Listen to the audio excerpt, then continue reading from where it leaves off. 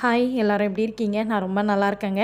நாளைக்கு நமக்கு திருக்கார்த்திகை இல்லைங்களா? என்னதான் காற்று, புயல், மழை வந்தாலும் நம்ம சில விஷயங்கள் செய்கிறத நிறுத்தவே மாட்டோம். அதுதான் பெண்களுடைய குணாதிசயம் இல்லைங்களா? அதே மாதிரி தாங்க நானும்.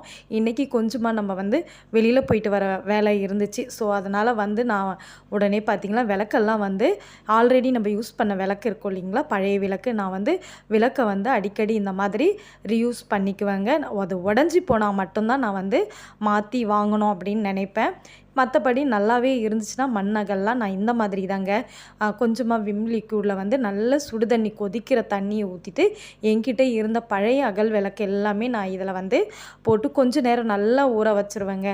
நல்லா ஒரு 2 ஹவர் 3 ஹவர் கூட அது நல்லாவே ஊறலாம், ஒன்றும் தப்பு கிடையாது. அதுக்கப்புறமா எடுத்து மறுபடியுமே நீங்கள் சோப்பு தூளோ இல்லை மறுபடியுமே விம் லிக்யூடு போட்டு நம்ம டூத் ப்ரஷ் இருக்குது இல்லைங்களா, அதில் வச்சு நல்லா தேய்ச்சி விளக்கி கழுவுனீங்கன்னா சூப்பராக பளபளன்னு ஆகிடும்.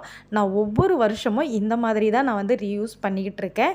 நம்ம பார்த்திங்கன்னா எப்போவுமே 27 விளக்கு குறைஞ்சபட்சம் நம்ம வீட்டில் ஏற்றணுங்க. அது ஏங்க அப்படின்னு கேட்டால் 27 நட்சத்திரத்தை குறிக்கிற மாதிரி நம்ம கண்டிப்பாக குறைஞ்சது 27 வைக்கணும்.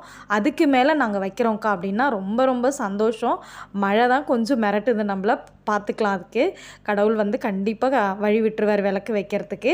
எல்லாருமே ரொம்ப அழகாக வைங்க. எங்ககிட்ட ஏற்கனவே நிறைய விளக்கு இருக்குது, நாங்கள் வாங்கணுமா அப்படின்னு டவுட் இருக்கும். கண்டிப்பாக ஒவ்வொரு ஆண்டுமே நம்ம வீட்டில் ஒரு 5 குறைஞ்சது 5 விளக்காவது வாங்குங்க. நிறையவே இருந்தாலும் 27 இருக்குது அப்படின்னு நினைக்கிறவங்க கூட புதுசாக ஒரு 5 விளக்கு வாங்குறது ரொம்ப ரொம்ப நல்லதுங்க. நான் அந்த மாதிரி தான் வாங்கி பரணி தீபம் ஏற்றன்னு தான் உங்ககிட்ட நான் சொல்லியிருப்பேன். இது ரொம்பவே விசேஷம்.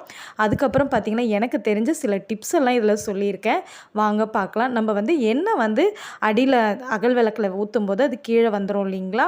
அதுக்கு பார்த்திங்கன்னா என்னுடைய பழைய நெயில் பாலிஷ் எடுத்து நான் வச்சுருவேங்க. எல்லாமே நான் அகல் விளக்கு ஃபுல்லாகவே ஃபஸ்ட்டெல்லாம் உட்காந்து மெனக்கெட்டு அதுக்கு எல்லாத்துக்கும் அகல் விளக்குக்கெலாம் அடிப்பேன். பட் இந்த முறை பார்த்திங்கன்னா நம்ம கொஞ்சம் வெளியில் போனது இருந்துச்சு, இருந்தாலும் எனக்குமே கொஞ்சம் ஒரு மாதிரி இருந்ததுனால நான் இந்த மாதிரி அடியில் மட்டும் அடிச்சிருக்கேன். ஆனால் ஃபுல்லாகவே அடிக்கும்போது பார்க்கவே விளக்கே ரொம்ப அழகாக இருக்கும். அந்த மாதிரி செஞ்சு பாருங்கள், டைம் இருக்கும்பொழுது அதுவுமே அழகாக இருக்கும். நான் நிறைய க்ரீன் கலர் தான் அடித்து வச்சுருப்பேன். நம்ம விளக்கெல்லாம் கூட நீங்கள் பார்த்துருப்பீங்க. இன்னொன்று பார்த்திங்கன்னா நம்ம ஒரு விளக்குக்கும் இந்த மாதிரி 3 பொட்டு வைக்கிறத விட நான் ஃபஸ்ட்டு காமிச்சேன் இல்லைங்களா, வீடியோவில் பார்த்துருப்பீங்க நீங்கள். அந்த விளக்கு அப்படியே நல்லா அந்த மஞ்சளில் குப்பரை டிப் பண்ணிட்டீங்கன்னா அது அழகாக சுற்றி ரொம்ப சூப்பராக வந்துடும். அதில் நீங்கள் மஞ்சள் குங்குமம் வைங்க. நிறைய பேர் பட்ஸ்லாம் கூட யூஸ் பண்ணுறாங்க. பட் நான் பட்ஸ் எல்லாம் யூஸ் பண்ணுறது கிடையாதுங்க. மஞ்சள் குங்குமம் நம்ம கைகளால் தொட்டு அதை வைக்கிறது ரொம்ப ரொம்ப சுபிக்ஷங்க. இந்த மாதிரி தான் எனக்கு நம்ம வீட்டில் பெரியவங்க சொல்லியிருக்காங்க. ஸோ நான் அப்படி தான் ஃபாலோ பண்ணிக்கிட்டும் இருக்கேங்க. அதுக்கப்புறம் திரி பார்த்திங்கன்னா கொஞ்சமாக எண்ணெயில் பஞ்சக்கூட்டு எண்ணெயில் பார்த்திங்கன்னா நான் அழகாக பச்சை கற்பூரம், ஏற்கனவே நம்ம மஞ்சள் கலப்போம் இல்லைங்களா, அந்த கிண்ணம் தான் அது.